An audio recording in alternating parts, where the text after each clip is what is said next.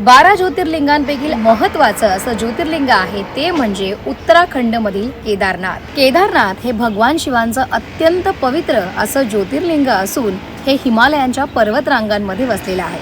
इतकंच नाही तर या ज्योतिर्लिंगाला भेट देण्यासाठी दरवर्षी लाखो भाविक येतात. उत्तराखंडमधील रुद्रप्रयाग जिल्ह्यामध्ये हे मंदिर असून समुद्र सपाटीपासून साधारणतः 3,500 मीटर उंचीवरती हे मंदिर वसलेलं आहे. मंदिराच्या जवळून पवित्र अशी मंदाकिनी नदी वाहते. येथील बर्फाच्छादित भाग आणि निसर्गमय वातावरण यामुळे हे मंदिर अत्यंत पवित्र वाटते. केदारनाथ हे हिंदू धर्मातील अत्यंत पवित्र असं तीर्थक्षेत्र असून 4 धामपैकी ते एक आहे.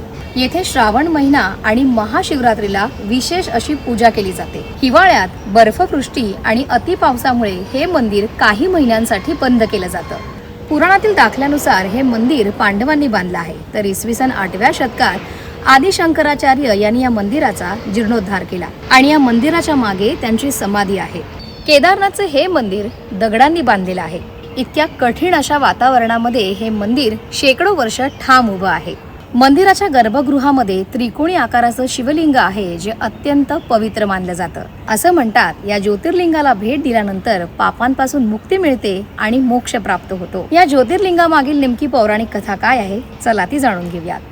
प्राचीन काळी पांडव आणि कौरव यांच्यामध्ये युद्ध झालं, ज्याला महाभारत असं म्हणतात. या युद्धात पांडवांनी विजय मिळवला, पण युद्धात अनेक लोकांचा मृत्यू झाला होता. त्यामुळे पांडवांना आपल्या कृत्याचे पाप लागल्याची भावना झाली. पापातून मुक्त होण्यासाठी त्यांनी भगवान शिव यांची क्षमा मागण्याचा निर्णय घेतला. ते शिवाच्या शोधात काशीला गेले, पण शिव त्यांना भेटू इच्छित नव्हते. म्हणूनच भगवान शिव हिमालयात जाऊन लपले. पांडवांनी त्यांचा शोध घेत घेत शेवटी हिमालय पर्वतांमध्ये प्रवेश केला. तेव्हा शिवाने स्वतःला वाचवण्यासाठी बैलाचं रूप धारण केलं आणि इतर बैलांमध्ये जाऊन ते मिसळले. पांडवांपैकी भीमाला काहीतरी संशय आला. त्याने मोठ्या आकाराचे रूप धारण करून 2 पर्वतांमध्ये उभा राहून सर्व बैलांना जाण्यासाठी जागा सोडली. एक बैल मात्र जमिनीत शिरण्याचा प्रयत्न करू लागला. भीमाने त्या बैलाचा पाठीचा भाग पकडला. त्या क्षणी शिव बैलाच्या रूपातून अदृश्य झाले.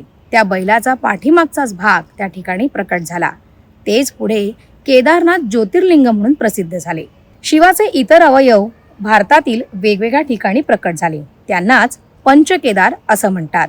त्यामध्ये केदारनाथ, तुंगनाथ, रुद्रनाथ, मध्य महेश्वर आणि कल्पेश्वर यांचा समावेश होतो. आमचा हा व्हिडिओ तुम्हाला कसा वाटला आम्हाला कमेंट करून नक्की कळवा. याशिवाय मला फॉलो करायला आणि YouTubeला सबस्क्राईब करायला विसरू नका.